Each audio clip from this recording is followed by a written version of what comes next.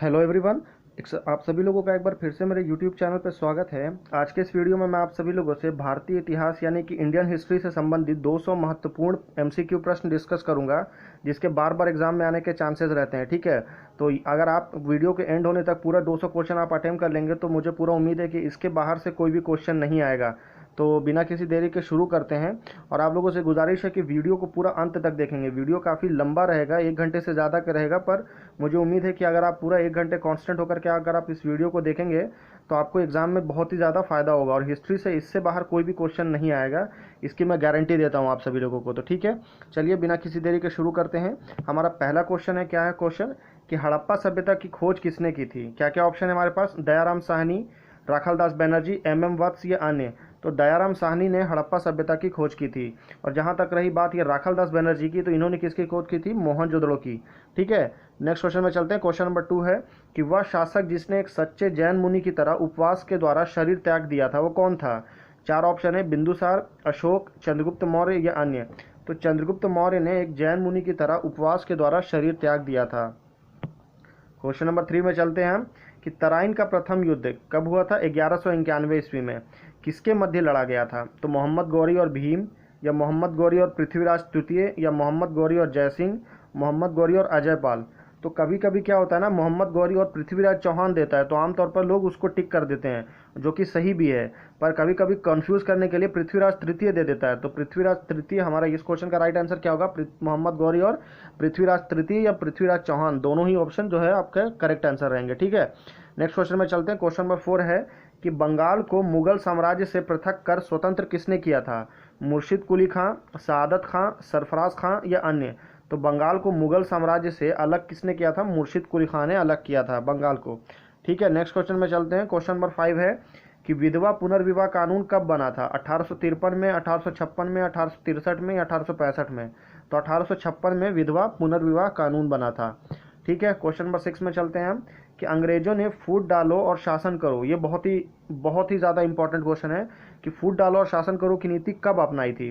1877 ईस्वी के बाद, 1833 ईस्वी के बाद, 1858 ईस्वी के बाद या 1799 ईस्वी के बाद।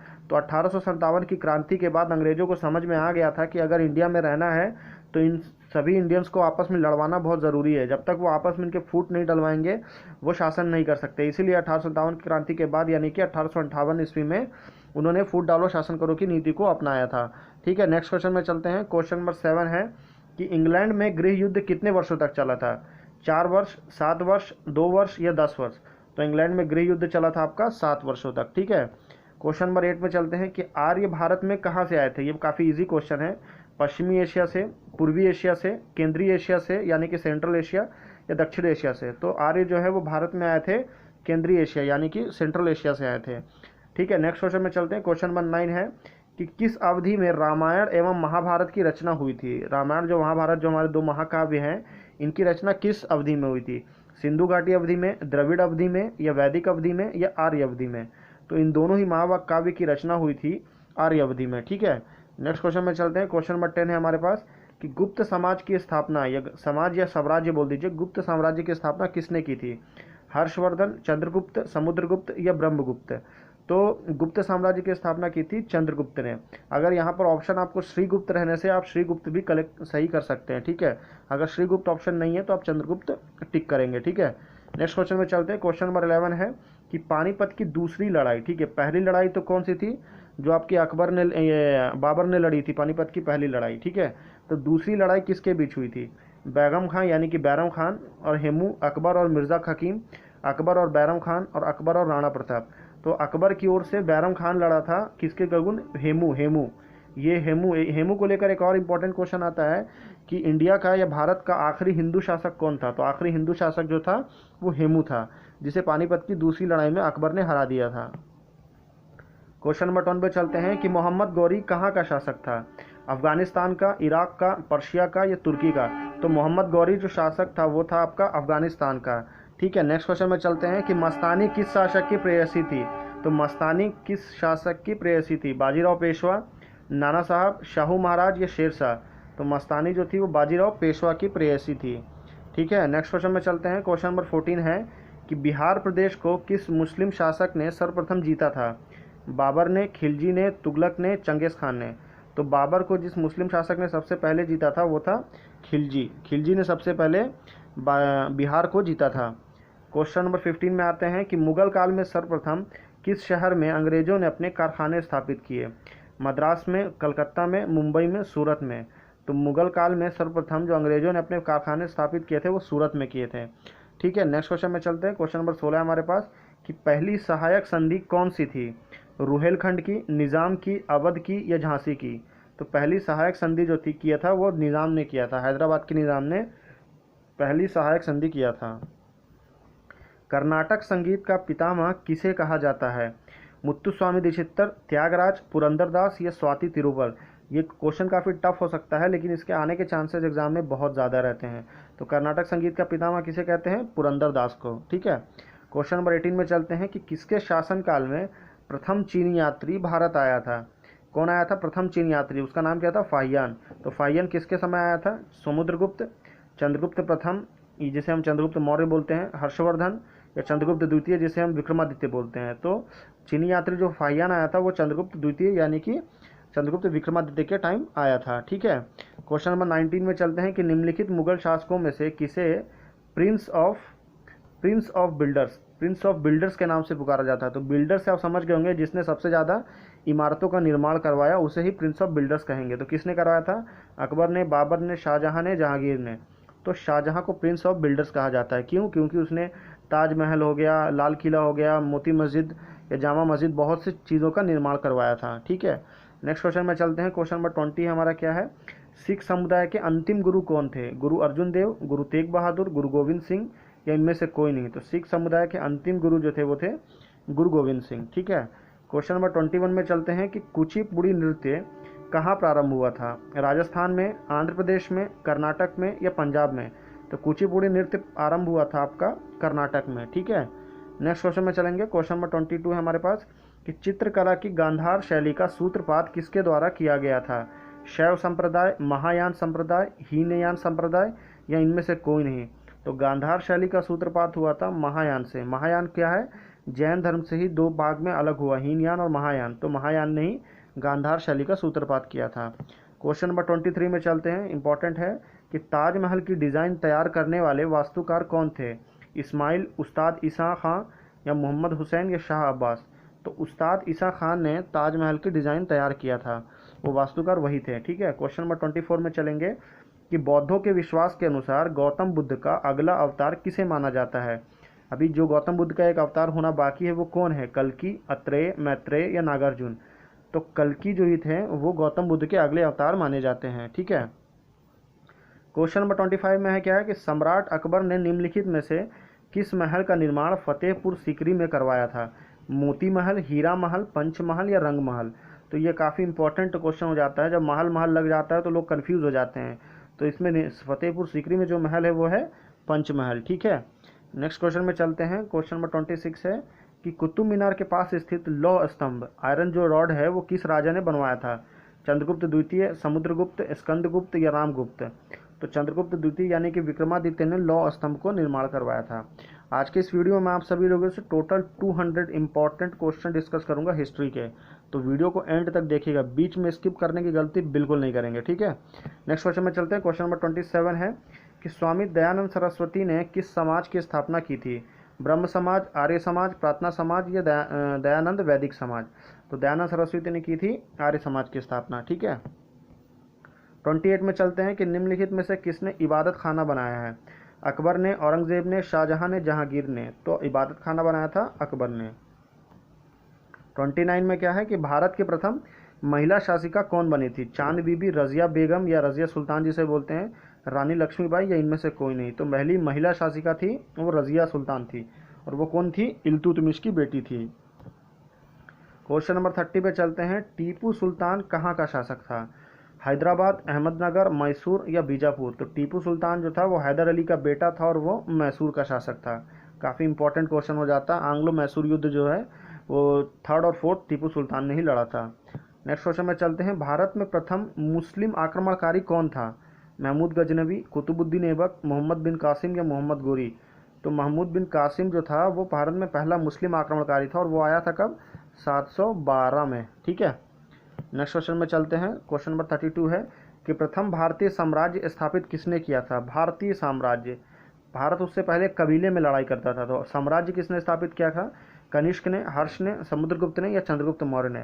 तो चंद्रगुप्त मौर्य ने चाणक्य की मदद से भारत में पहला भारतीय साम्राज्य, जिसे मौर्य साम्राज्य बोलते हैं, उसकी स्थापना की थी नंद वंश को हरा के। नेक्स्ट क्वेश्चन में चलते हैं। क्वेश्चन नंबर 33 है कि किसकी समाधि के कारण नांदेड़ गुरुद्वारा सिखों का पवित्र स्थान माना जाता है? तो नांदेड़ में किस सिख गुरु की समाधि स्थल है? क्वेश्चन ये है कि गुरु अमरदास की, गुरु अंगद की, गुरु अर्जुन देव की, गुरु गोविंद सिंह की? तो गुरु गोविंद सिंह जी की जो समाधि स्थल है वो नांदेड़ में स्थित है। ठीक है, नेक्स्ट क्वेश्चन में चलते हैं। क्वेश्चन नंबर 34 है हमारे पास कि विख्यात सोमनाथ मंदिर, सोमनाथ मंदिर को किसने नष्ट किया था? मोहम्मद बिन कासिम, सुल्तान महमूद, या जिसे हम महमूद गजनवी कहते हैं, इसे ही कहते हैं, कुतुबुद्दीन ऐबक या मोहम्मद गौरी?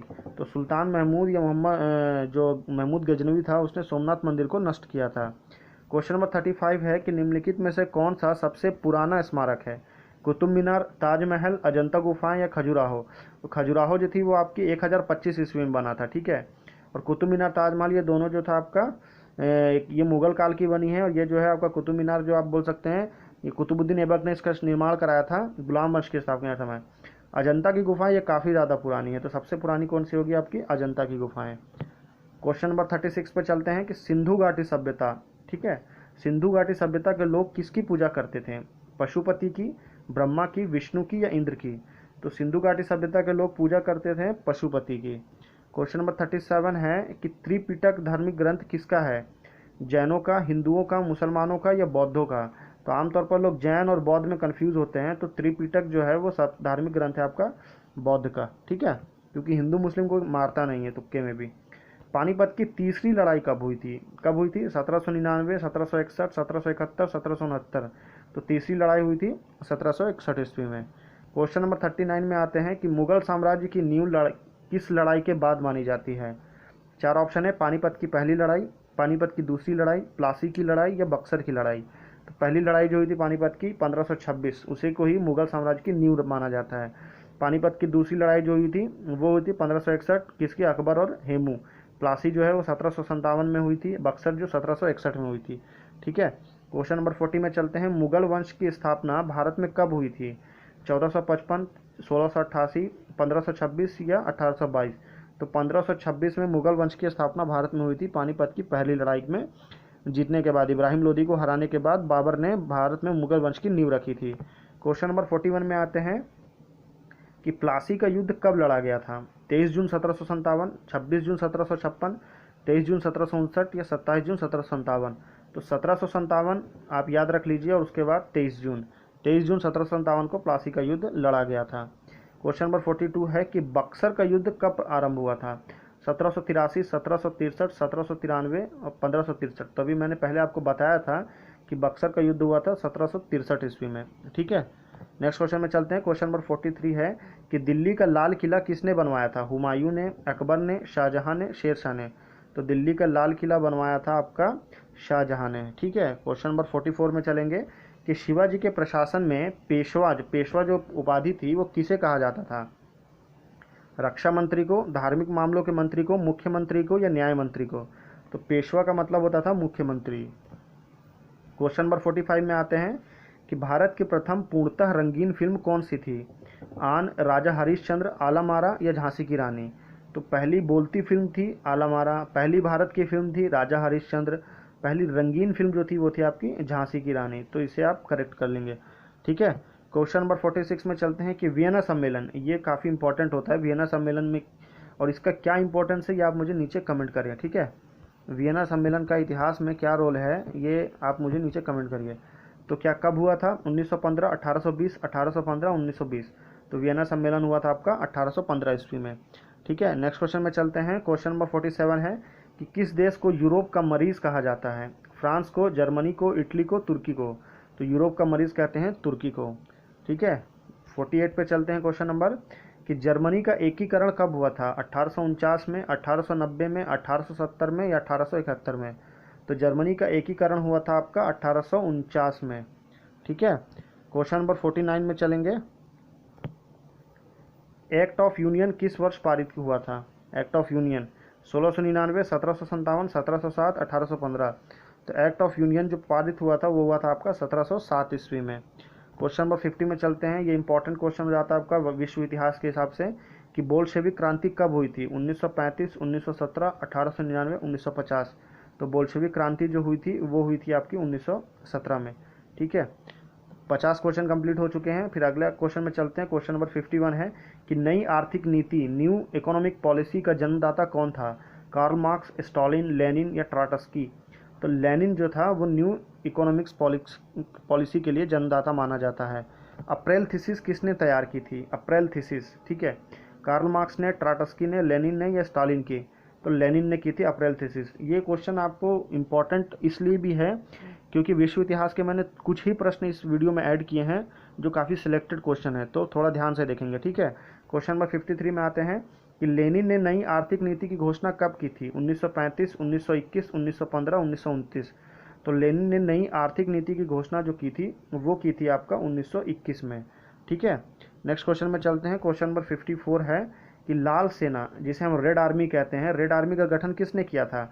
कार्ल मार्क्स ने, ट्राटस्की ने, केरेंस्की ने या स्टालिन ने।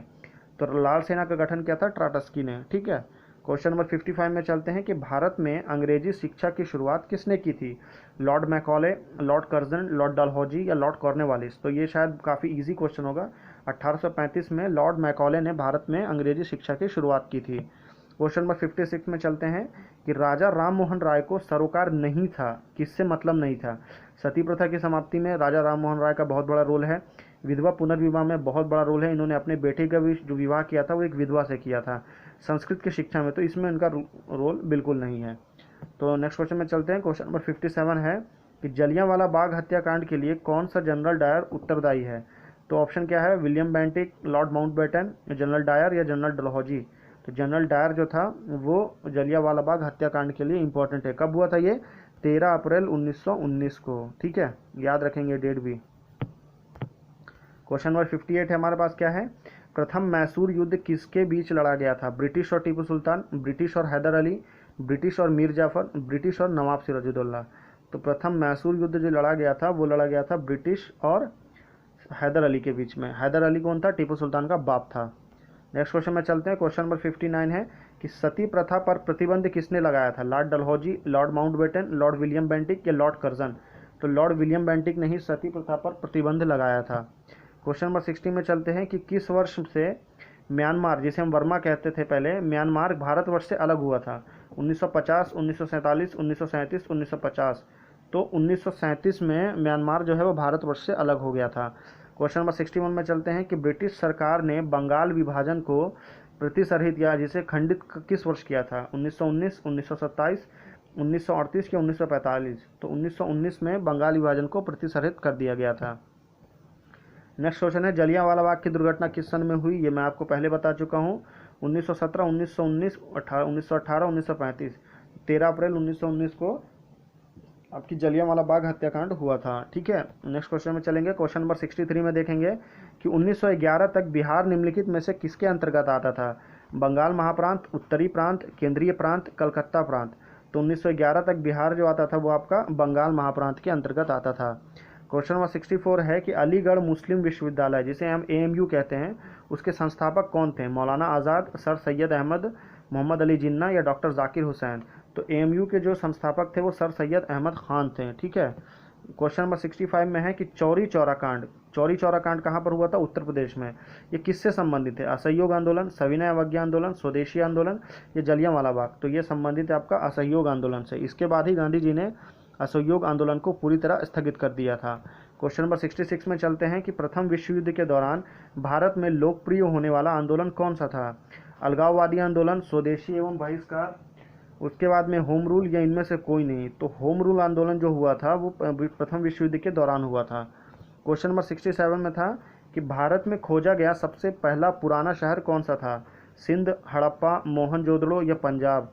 तो हड़प्पा जो है भारत का पहला पुराना शहर था, उसके बाद कौन था, मोहनजोदड़ो।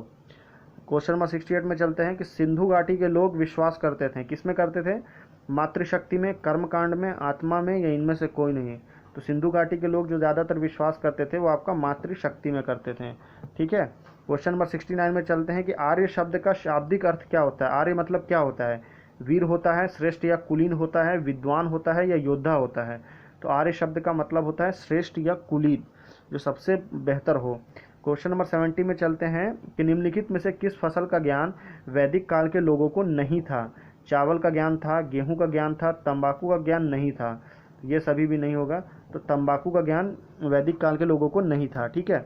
क्वेश्चन नंबर 71 में चलते हैं कि वैदिक गणित का महत्वपूर्ण अंग क्या है। उपनिषद, अथर्ववेद, शल्व सूत्र या शतपथ ब्राह्मण। तो वैदिक गणित का महत्वपूर्ण अंग जो है वो शूल्व सूत्र है। ठीक है। क्वेश्चन नंबर 72 में चलते हैं कि किस वेद में प्राचीन वैदिक युग की संस्कृति के बारे में सूचना दी गई है। ऋग्वेद में, सामवेद में, अथर्ववेद में, इनमें से कोई नहीं। तो वैदिक युग की संस्कृति के बारे में जो सूचना दी गई है वो ऋग्वेद में दी गई है। क्वेश्चन नंबर 73 में क्वेश्चन क्या है कि वेदों की संख्या कितनी है। 3 है, 4 है, 6 है, 8 है। तो वेद कुल कितने हैं? 4। ऋग्वेद, सामवेद, यजुर्वेद या अथर्ववेद। ठीक है। क्वेश्चन नंबर 74 है कि ऋग्वैदिक आर्यों का मुख्य व्यवसाय क्या था। शिक्षा, पशुपालन, कृषि या व्यवसाय। तो पशुपालन जो था वो ऋग्वैदिक आर्यों का प्रमुख व्यवसाय था। क्वेश्चन नंबर 75 पे चलते हैं कि भारतीय संगीत का आदि ग्रंथ किसे कहा जाता है। भारतीय संगीत कहाँ से उत्पन्न हुआ। सामवेद से, ऋग्वेद से, अथर्ववेद से या यजुर्वेद से। तो भारतीय संगीत जो शुरू हुआ है वो आपका सामवेद से हुआ है। ठीक है। क्वेश्चन नंबर 76 है कि प्रथम विधि निर्माता कौन है। सेल्यूकस है, चाणक्य है, मनु है या इनमें से कोई नहीं। तो प्रथम विधि निर्माता जो थे वो थे आपका मनु। ठीक है। क्वेश्चन नंबर 77 में जाएंगे कि कृष्ण भक्ति का प्रथम और प्रधान ग्रंथ कौन सा है। गीत गोविंद, महाभारत, श्रीमद् भगवद गीता या इनमें से कोई नहीं। तो कृष्ण भक्ति का प्रथम और प्रधान ग्रंथ जो है वो है आपका श्रीमद् भगवद गीता। क्वेश्चन नंबर 78 में चलते हैं कि ऋग्वेद में संपत्ति का प्रमुख रूप क्या है। भूमि, गोधन या गोधन और भूमि या इनमें से कोई नहीं। तो संपत्ति का प्रमुख रूप जो है ऋग्वेद में वो है आपका गोधन। ठीक है। क्वेश्चन नंबर 79 में देखेंगे कि पुराणों की संख्या कितनी है। टोटल कितने पुराण उल्लेखित हैं। 20, 16, 18, 11। तो टोटल पुराण है वो आपका 18 है। ठीक है। क्वेश्चन नंबर 80 में चलते हैं कि वैदिक धर्म का मुख्य लक्षण इनमें से किसकी उपासना था। पशुपति, प्राकृति, माता या त्रिमूर्ति। तो मुख्य लक्षण जो उपासना था वो पशुपति था। क्वेश्चन नंबर 81 में चलेंगे कि किस देवता के लिए ऋग्वेद में पुरंदर शब्द का उपयोग हुआ है। पुरंदर मतलब कौन से देवता के लिए है। वरुण के लिए, इंद्र के लिए, राम के लिए या कृष्ण के लिए। तो पुरंदर मतलब इंद्र से संबंधित है। ठीक है। क्वेश्चन नंबर 82 है कि शूल्व सूत्र किस विषय से संबंधित पुस्तक है। गणित से, संस्कृत से, ज्योतिष से, ज्यामिति से। तो शूल्व सूत्र जो संबंधित है वो है आपका ज्यामिति से। क्वेश्चन नंबर 83 में आएंगे कि अस्तो माँ सदगम्य या जिसे हम तमसो माँ सदगम्य कहते हैं वो कहाँ से लिया गया है। अथर्ववेद से, यजुर्वेद से, ऋग्वेद से, उपनिषद से। तो ये लिया गया आपका ऋग्वेद से। ठीक है। क्वेश्चन नंबर 84 में आते हैं कि धर्मशास्त्रों में भू राजस्व की दर क्या थी। 1/2, 1/4, 1/6 या 1/5। तो भू राजस्व की दर थी जो वो आपकी 1/6 थी। ठीक है। क्वेश्चन नंबर 85 में चलेंगे कि प्राचीन भारत में निष्क नाम से किसे जानते थे। निष्क मतलब क्या बोलते थे। तांबे को, स्वर्ण आभूषण को, चांदी को या इनमें से कोई नहीं। तो स्वर्ण आभूषण या सोने के आभूषण को पहले निष्क नाम से जाना जाता था। नेक्स्ट क्वेश्चन में चलते हैं। क्वेश्चन नंबर 86 है योग दर्शन के प्रतिपादक कौन है। योग बोलने से आपको दिमाग में एक ही वर्ड आएगा, मुझे मालूम है क्या है वो। गौतम, चाणक्य, विदुर या पतंजलि। तो पतंजलि, बाबा रामदेव योग दर्शन बोल सकते हैं, समझ सकते हैं आप ऐसे। क्वेश्चन नंबर 87 है कि उपनिषद पुस्तकें किससे संबंधित है। दर्शन से, धर्म से, योग से या इनमें से कोई नहीं। तो उपनिषद जो पुस्तकें थी वो दर्शन से संबंधित है। क्वेश्चन नंबर 88 है कि आरंभिक वैदिक साहित्य में सर्वाधिक वर्णित नदी कौन सी है। सिंधु है, गंगा है, यमुना है, सरस्वती है। तो आरंभिक वैदिक साहित्य बोल रहा है, तो आरंभिक वैदिक साहित्य में सबसे ज़्यादा वर्णित नदी है सिंधु। क्वेश्चन नंबर 89 में आते हैं कि कर्म का सिद्धांत किससे संबंधित है। मीमांसा से, वेदांता से, न्याय से या ये सभी। तो कर्म का सिद्धांत संबंधित है आपका मीमांसा से। अब ये सभी क्लिक नहीं करेंगे। ठीक है। नेक्स्ट क्वेश्चन में चलते हैं। क्वेश्चन नंबर 19 है वैदिक साहित्य से काफ़ी सारे क्वेश्चन आते हैं और वो थोड़े टफ रहते हैं, तो मैंने काफ़ी क्वेश्चन लिया है। ठीक है। तो वैदिक युग में प्रभावित लोकप्रिय शासन प्रणाली क्या थी। वैदिक युग के लोग गणतंत्र, प्रजातंत्र, राजा शासन या वंशानुगत राजतंत्र। तो गणतंत्र था वैदिक युग में। ठीक है। क्वेश्चन नंबर 91 में चलते हैं कि सबसे प्राचीन वेद कौन सा है। तो ये आप आंख बंद करके सही लगा देंगे, मुझे पता है। सामवेद, ऋग्वेद, यजुर्वेद, अथर्ववेद। तो ऋग्वेद जो था वो आपका सबसे प्राचीन वेद है। क्वेश्चन नंबर 92 है कि कौन सा वेद अंशतः गद्य रूप में भी रचित है। ऋग्वेद, सामवेद, अथर्ववेद, यजुर्वेद। तो गद्य रूप में जो रचित था वो था आपका यजुर्वेद। काफ़ी इंपॉर्टेंट क्वेश्चन हो जाता है, इसको आप ध्यान से देख लेंगे, ठीक है। क्वेश्चन नंबर 93 में आते हैं कि निम्नलिखित में से कौन सी स्मृति प्राचीनतम है? पराशर स्मृति, मनु स्मृति, नारद स्मृति या इनमें से कोई नहीं? तो सबसे प्राचीनतम जो स्मृति है वो आपका ये मनु स्मृति, नारद नहीं है, मनु स्मृति, ठीक है। क्वेश्चन नंबर 94 में आएंगे कि आदि काव्य की संज्ञा किसे दी जाती है? महाभारत, श्रीमद् भगवद गीता, रामायण या गीत गोविंद? तो आदि काव्य की संज्ञा दी जाती है आपको रामायण को, ठीक है। क्वेश्चन नंबर 95 में आएंगे कि गायत्री मंत्र की रचना किसने की थी? परीक्षित, विश्वामित्र, वशिष्ठ या इनमें से कोई नहीं? तो गायत्री मंत्र की रचना जो की थी वो की थी विश्वामित्र जी ने। क्वेश्चन नंबर 96 में आते हैं कि हड़प्पा वासी किस वस्तु के उत्पादन में सर्वप्रथम थे? कपास में, जौ में, चावल में या गेहूं में? तो हड़प्पा वासी जो थे किसी वस्तु या किसी अनाज में सबसे ज़्यादा जो सर्वश्रेष्ठ थे वो थे आपका कपास में, ठीक है। क्वेश्चन नंबर 97 में आते हैं कि सिंधु सभ्यता का कौन सा स्थान भारत में स्थित है? लोथल, हड़प्पा, मोहनजोदड़ो, इनमें से कोई नहीं? तो हड़प्पा जो है वो पाकिस्तान में है, मोहनजोदड़ो पाकिस्तान में है, लोथल जो है वो आपका गुजरात में स्थित है और यहीं पर एक बंदरगाह था सिंधु घाटी सभ्यता का। एक प्रश्न और आता है कि सिंधु घाटी सभ्यता का कौन सा जगह जो था बंदरगाह स्थित है? तो वो लोथल है, ठीक है। क्वेश्चन नंबर 98 में आते हैं कि पाली ग्रंथों में गांव के मुखिया को क्या कहा जाता है? ग्राम भोजक, ग्रामपति, मुखिया या इनमें से कोई नहीं? तो पाली ग्रंथों में गांव के मुखिया को ग्राम भोजक कहा जाता है, ठीक है। क्वेश्चन नंबर 99 में चलते हैं कि नंद वंश का संस्थापक कौन था? नागार्जुन, धनानंद, महानंदनी या इनमें से कोई नहीं? तो नंद वंश का संस्थापक जो था वो था आपका महानंदनी, ठीक है। क्वेश्चन नंबर 100 में देखेंगे कि सिकंदर ने भारत पर कब आक्रमण किया? 330 में, 325 में, 326 में या 300 ईस्वी में? तो सिकंदर ने भारत पर जब आक्रमण किया वो कब किया था? 326 ईस्वी पूर्व में सिकंदर ने भारत पर आक्रमण किया था, ठीक है। उसके बाद में हम लास्ट ये क्वेश्चन नंबर 101 देखेंगे कि नंद वंश का अंतिम सम्राट कौन था? महापद्यनंद, घनानंद, कालाशोक या इनमें से कोई नहीं? तो नंद वंश का अंतिम सम्राट जो था वो था आपका घनानंद, ठीक है। घनानंद को ही हराकर चंद्रगुप्त मौर्य ने मौर्य वंश की स्थापना की थी। नेक्स्ट क्वेश्चन में चलते हैं। क्वेश्चन नंबर 102 है हमारे पास कि विश्व का पहला गणतंत्र वैशाली में किसके द्वारा स्थापित किया गया? ऑप्शन क्या है? गुप्त, लक्षवी, मौर्य या नंद? तो विश्व का पहला गणतंत्र बोला है, अगर पहला शासन बोलता है या पहला साम्राज्य बोलता है तो वो था मौर्य साम्राज्य, जिसको चंद्रगुप्त मौर्य ने चाणक्य की मदद से किया था। पर यहाँ पर विश्व का पहला गणतंत्र बोला है तो वो किसके द्वारा स्थापित किया गया था? लिच्छवी के द्वारा, ठीक है। नेक्स्ट क्वेश्चन में चलते हैं। क्वेश्चन नंबर 103 है कि पहला ईरानी शासक जिसने भारत के कुछ भागों को अपने अधीन किया था कौन था? वो साइरस था, डेरियस था, कोम्बिसिस था या जेरासिस था? तो पहला ईरानी शासक जो था वो था डेरियस, ठीक है। नेक्स्ट क्वेश्चन में चलते हैं। क्वेश्चन नंबर 104 है कि त्रिपिटक, ये त्रिपिटक काफ़ी इंपॉर्टेंट है कि त्रिपिटक धर्म ग्रंथ किससे संबंधित है? बौद्धों का, हिंदुओं का, सिखों का, जैनों का?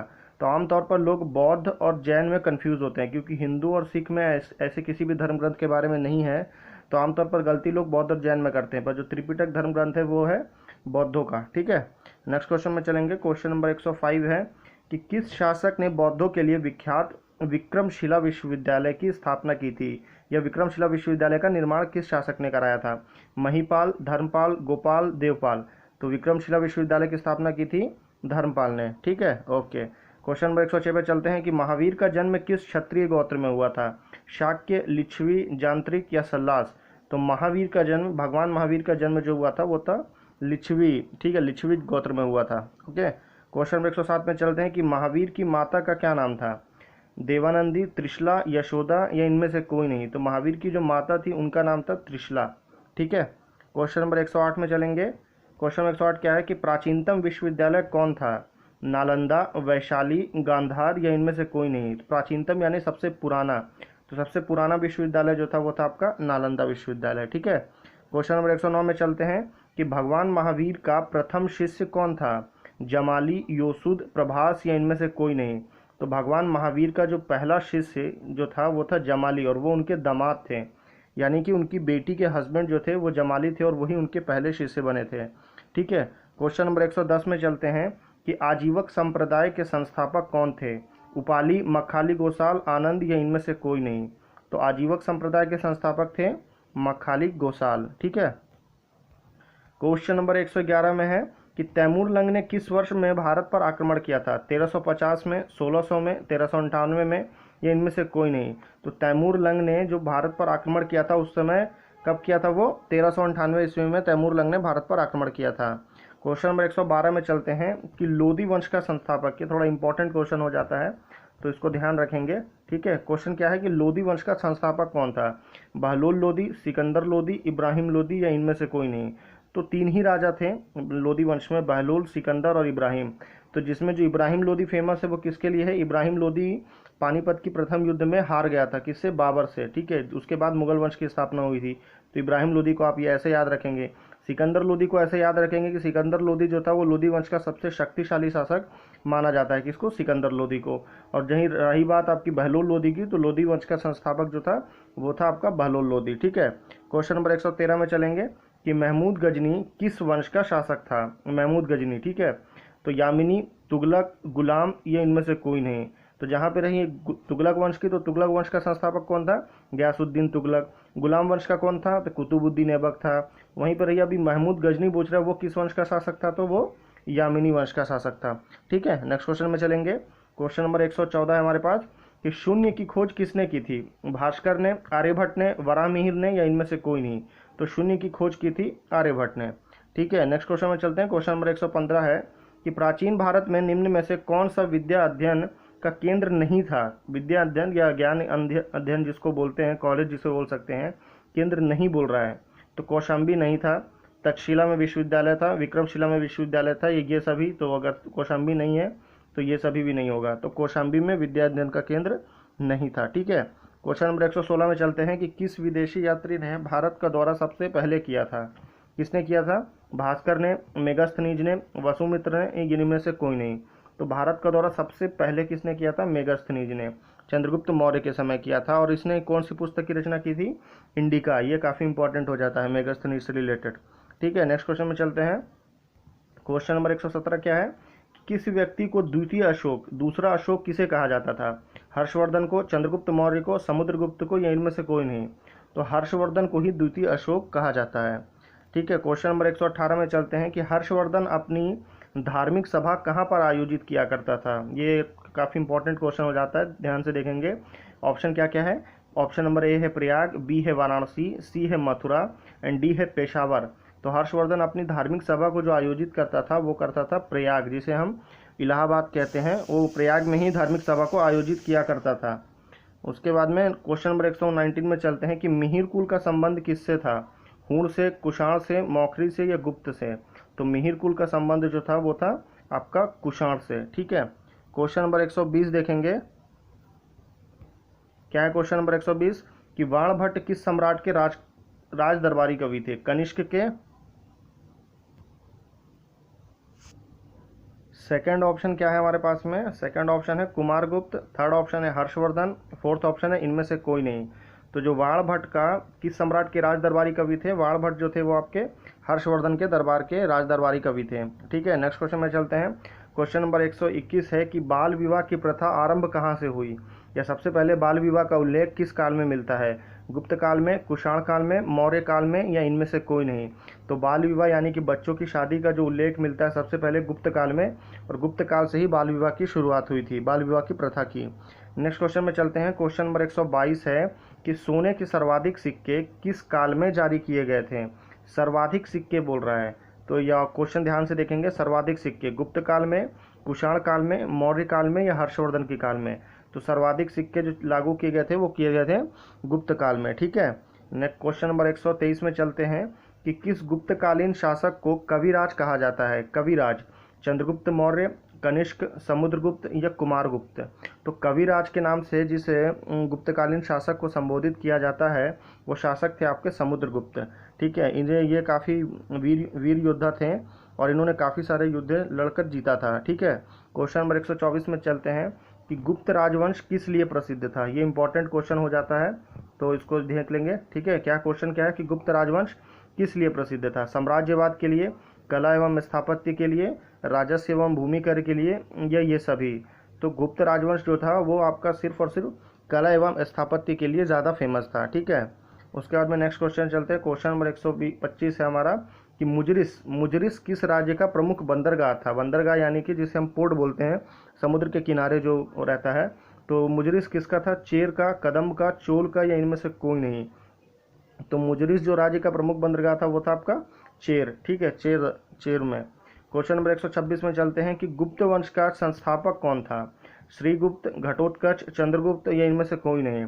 तो इस क्वेश्चन का आमतौर पर लोग आंसर चंद्रगुप्त लगा देते हैं, पर चंद्रगुप्त जो था, चंद्रगुप्त मौर्य, वो मौर्य वंश का संस्थापक था, गुप्त वंश का नहीं। तो गुप्त वंश का जो संस्थापक कौन था? वो था आपका श्रीगुप्त। ठीक है।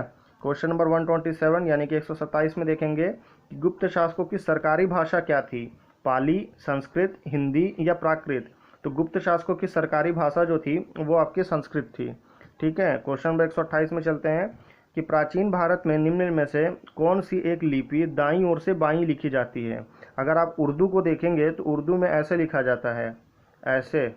ठीक है, ऐसे उर्दू इस तरह लिखा जाता है, दाईं ओर से बाईं ओर।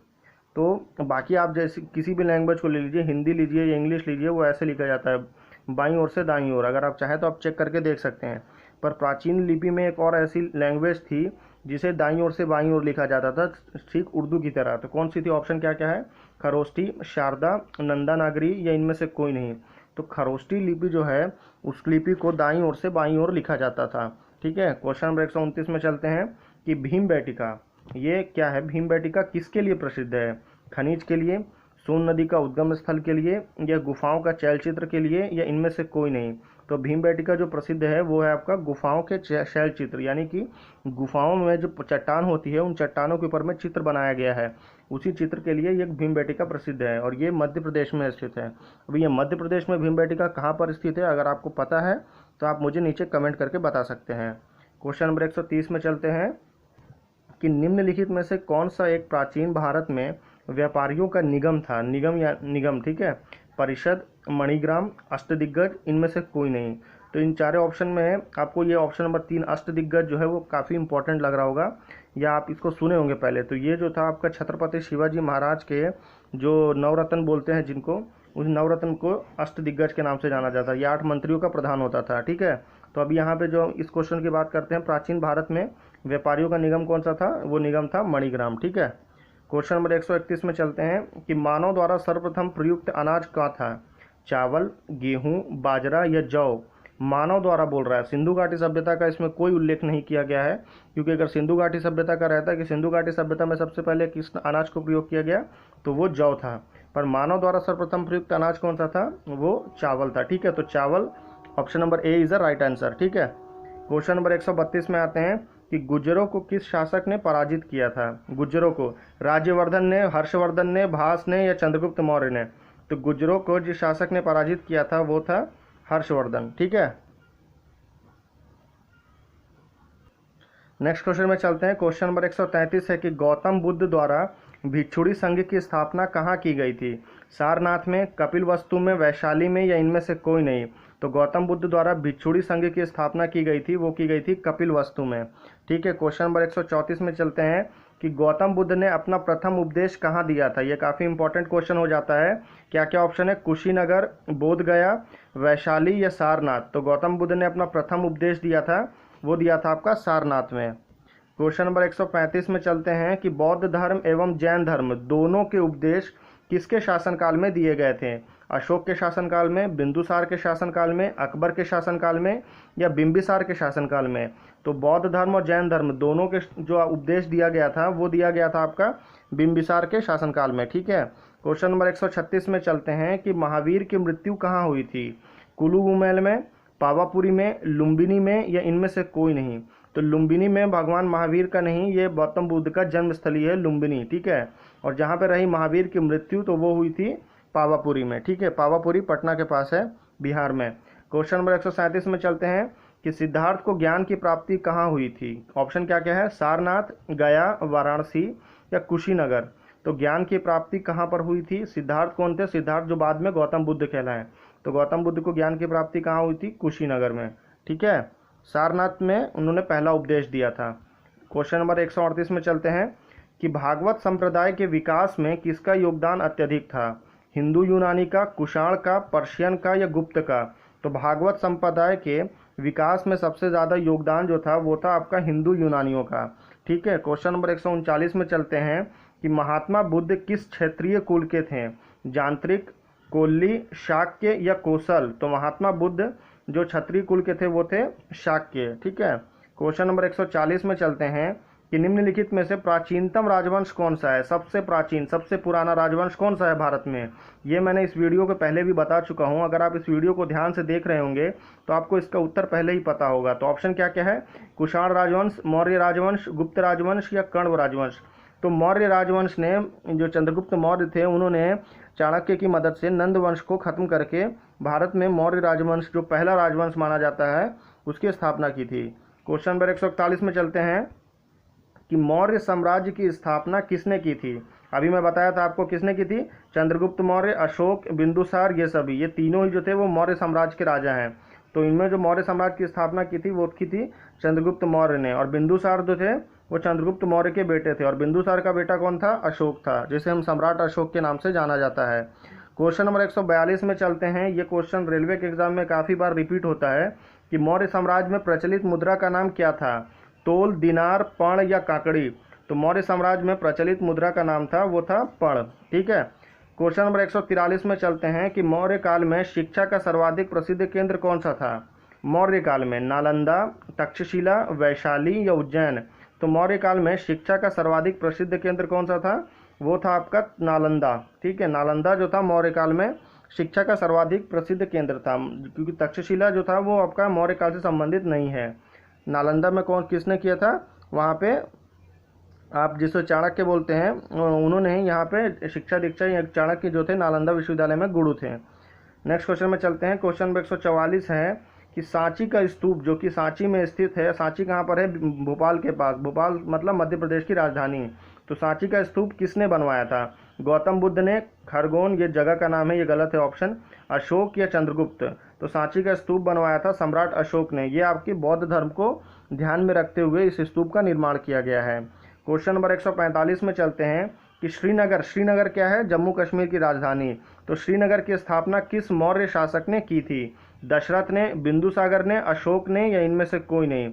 तो श्रीनगर की स्थापना जो की थी वो सम्राट अशोक ने की थी, और सम्राट अशोक मौर्य वंश से संबंधित थे। क्वेश्चन नंबर 146 में चलते हैं कि कण्व वंश का संस्थापक कौन था, नारायण, सुशर्मा, वासुदेव या भूमिमित्र। तो कण्व वंश का संस्थापक जो था वो था आपका वासुदेव। ठीक है, क्वेश्चन नंबर 147 में चलते हैं कि पुरुषपुर निम्नलिखित में से किसके दूसरा नाम है। पुरुषपुर ये एक पुराना नाम है, किसका पुराना नाम है, पाटलिपुत्र का, पंजाब का, पेशावर का या पटना का। तो पुरुषपुर जो है दूसरा नाम है वो था पेशावर का। क्वेश्चन नंबर 148 है कि चरक किसके राज चिकित्सक थे, अशोक के, चंद्रगुप्त के, हर्षवर्धन के या कनिष्क के।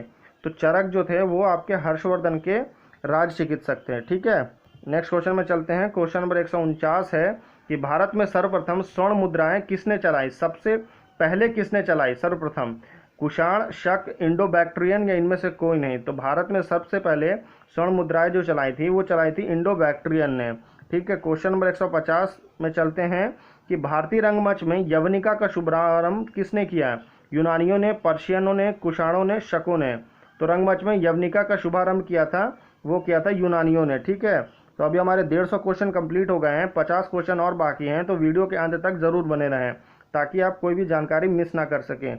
इतिहास से रिलेटेड क्वेश्चन ही सारे रहेंगे। तो क्वेश्चन क्या है 151, चरक और नागार्जुन किसके दरबार की शोभा थे, अशोक, कुमारगुप्त, कनिष्क या चंद्रगुप्त मौर्य।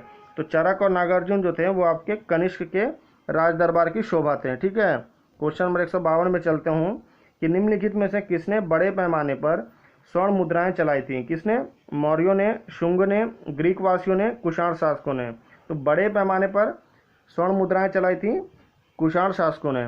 ठीक है, क्वेश्चन नंबर 153 में चलते हैं कि भारतीयों के महान रेशम मार्ग जिसे हम सिल्क रूट कहते हैं, कि सिल्क रूट को किसने आरंभ किया था, कुमारगुप्त ने, कनिष्क ने, अशोक ने, मौर्य ने। तो कनिष्क ने ही सबसे पहले रेशम मार्ग जिसे हम सिल्क रूट कहते हैं वो उसकी स्थापना या उसको आरंभ किया था। क्वेश्चन नंबर 154 पे चलते हैं कि शुंग वंश के बाद किस वंश ने भारत पर राज किया, कण्व वंश, गुप्त वंश, सातवाहन वंश या कुषाण वंश। तो शुंग वंश के बाद कण्व वंश ने भारत में राज किया। ठीक है, क्वेश्चन नंबर 155 पे चलते हैं कि किस चीनी जनरल ने कनिष्क को हराया था, पानयण, पेनचाओ, होटी, शी हुआंगटी। तो चीनी जनरल ने कनिष्क को हराया था, वो चीनी जनरल कौन था? ये पैन चाओ था। ये काफ़ी इंपॉर्टेंट क्वेश्चन हो जाता है, अगर टफ हिस्ट्री के क्वेश्चन आते हैं तो इस क्वेश्चन के आने की संभावना बहुत है। ठीक है, क्वेश्चन नंबर 156 पे चलते हैं कि प्राचीन भारत में निम्न में से किस एक ने नियमित रूप से सोने के सिक्के चलाए? कुषाण, सातवाहन, शक या इनमें से कोई नहीं? तो इसमें कुषाण होगा। Option A is the right answer, क्योंकि सोने के सिक्के चलाने के जब जब बारी आएगी आप कुषाण राजवंश को टिक कर सकते हैं, अगर आपको कुछ समझ में नहीं आ रहा है तो भी। ठीक है, क्वेश्चन नंबर 157 में चलते हैं कि तमिल का गौरव ग्रंथ क्या है? जीवक चिंतामणि किससे संबंधित है? हिंदू, बौद्ध, ईसाई या जैन?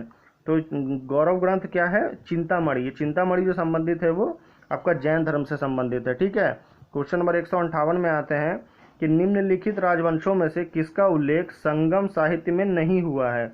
चोल, चेर, कदम्ब, पांड्य? तो पांड्य, ये जो कदम है ऑप्शन नंबर सी, उसका उल्लेख संगम साहित्य में कहीं पर भी नहीं किया गया है। क्वेश्चन नंबर 159 है कि गुप्त वंश का वह राजा कौन था जिसने हूणों को भारत पर आक्रमण करने से रोका? चंद्रगुप्त, स्कंदगुप्त, समुद्रगुप्त या इनमें से कोई नहीं? तो इसका राइट आंसर है स्कंदगुप्त। ये काफ़ी इंपॉर्टेंट है। क्या है? स्कंदगुप्त ने भारत पर हूणों को आक्रमण करने से रोका था। ठीक है, क्वेश्चन नंबर 160 में आते हैं कि गुप्त काल के सर्वाधिक लोकप्रिय देवता कौन थे? लोकप्रिय देवता भगवान बुद्ध, भगवान शिव, विष्णु या सूर्य? तो सर्वाधिक लोकप्रिय देवता गुप्त काल में, ठीक है, वो थे आपके विष्णु, भगवान विष्णु जिसे बोलते हैं। ठीक है, ओके, तो फिर नेक्स्ट क्वेश्चन में चलते हैं। क्वेश्चन नंबर 161 है कि वह प्रथम भारतीय विद्वान कौन था जिसने गणित को एक पृथक विषय के रूप में स्थापित किया? धन्वंतरी, आर्यभट्ट, वराहमिहिर या इनमें से कोई नहीं? तो गणित को एक पृथक विषय के रूप में स्थापित किया था आर्यभट्ट ने। Option number B is the right answer. Question number 162 में चलते हैं कि दिलवाड़ा मंदिर कहाँ पर स्थित है? इंदौर में, पारसनाथ पर्वत में, समर पर्वत में या आबू पर्वत? तो आबू को ही हम माउंट आबू भी कहते हैं। ठीक है, तो ये माउंट आबू कहाँ स्थित है? राजस्थान में। तो दिलवाड़ा मंदिर कहाँ पर हुआ? माउंट आबू राजस्थान में स्थित है। ये जैन धर्म का बहुत ही पवित्र मंदिर माना जाता है भारत में। क्वेश्चन नंबर 163 में चलते हैं कि खजुराहो स्थित मंदिर का निर्माण किसने किया था? खजुराहो में जो मंदिर है, बहुत ही प्रसिद्ध मंदिर है, उसे किसने बनाया था? वो राजपूतों ने बनाया था, पर कौन से राजपूत थे? बुंदेला राजपूत, सिंधिया, चंदेल राजपूत या होलकर? तो चंदेल राजपूत ने खजुराहो स्थित मंदिर का निर्माण किया था। क्वेश्चन नंबर 164 में चलते हैं कि लिंगराज मंदिर कहाँ पर स्थित है? ये आप मुझे नीचे कमेंट करके बताइए। इसकी नींव किसने डाली थी? नरसिंह देव ने, ययाति केसरी ने, प्रताप रुद्रदेव ने या केसरी ने? तो लिंगराज मंदिर की नींव डाली थी ययाति केसरी ने। ठीक है, क्वेश्चन नंबर 165 में चलते हैं कि उस शासक का नाम क्या है जिसने विजय स्तंभ का निर्माण कराया था? राणा कुंभा, राणा सांगा, राणा हमीर या इनमें से कोई नहीं? तो विजय स्तंभ का निर्माण किया था राणा कुंभा ने। राणा कुंभा राजस्थान से बिलोंग करते हैं। नेक्स्ट क्वेश्चन में चलते हैं। क्वेश्चन नंबर 166 है कि सेन वंश का संस्थापक या स्थापक कौन था? बल्लाल सेन, सामंत सेन, विजय सेन या इनमें से कोई नहीं? तो सेन वंश का स्थापक जो था वो था सामंत सेन। क्वेश्चन नंबर 167 में चलते हैं। पाल वंश का संस्थापक कौन था? अब पाल वंश बोलने से आप धर्मपाल, देवपाल, गोपाल में से आप गोपाल को क्लिक करेंगे। Gopal is the right answer, Pala वंश का संस्थापक। और धर्मपाल ने किसकी स्थापना की थी? विक्रमशिला विश्वविद्यालय की स्थापना की थी। इससे रिलेटेड एक क्वेश्चन ये इंपॉर्टेंट आता है। नेक्स्ट क्वेश्चन में चलते हैं कि अजय पाल संस्थापक थे। अजय पाल जो थे वो किसके संस्थापक थे? अजमेर के, भरतपुर के, अलवर के या इनमें से कोई नहीं? तो अजमेर जो कि वो दरगाह के लिए प्रसिद्ध है, ख्वाजा मोइनुद्दीन चिश्ती की दरगाह के लिए, वो उस शहर का किसने निर्माण किया था? अजय पाल ने। ठीक है, नेक्स्ट क्वेश्चन में चलते हैं। क्वेश्चन नंबर 169 है कि किसने सोमपुर महाविहार का निर्माण कराया था? हर्ष ने, धर्मपाल ने, विजय सेन ने या इनमें से कोई नहीं? तो सोमपुर महाविहार का निर्माण करवाया था विजय सेन ने। ठीक है, क्वेश्चन नंबर 170 में चलते हैं कि विक्रमशिला शिक्षा केंद्र के संस्थापक कौन थे? ये क्वेश्चन मैं आपको पहले भी बता चुका हूँ। क्या है ऑप्शन? क्या क्या है? देवपाल, नरेंद्रपाल, धर्मपाल, नयापाल? तो विक्रमशिला शिक्षा केंद्र या विक्रमशिला विश्वविद्यालय क्या, जब जब नाम आएगा आप चुपचाप धर्मपाल पे सीधे क्लिक कर सकते हैं। ठीक है, तो C is the right answer. Question number 171 है कि यादव सम्राटों की राजधानी कहाँ थी? कल्याणी, वारंगल, देवगिरी या इनमें से कोई नहीं?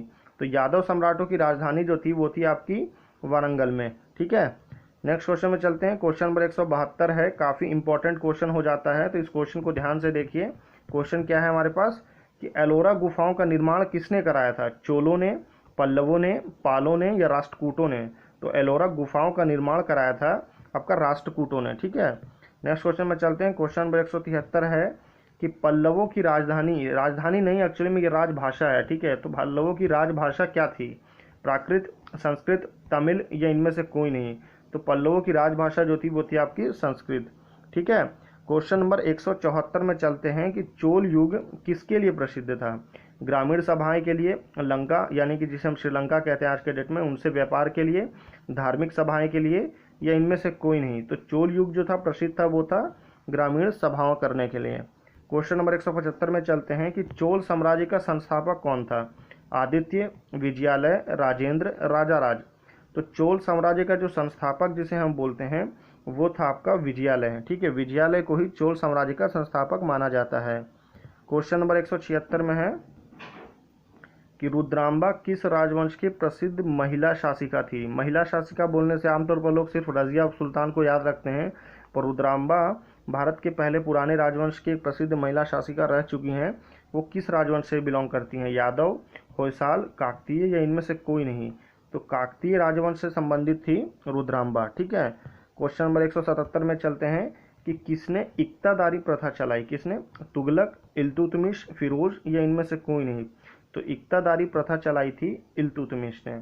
ठीक है, क्वेश्चन नंबर 178 देखते हैं कि भारत में मुस्लिम राज का संस्थापक किसे माना जाता है?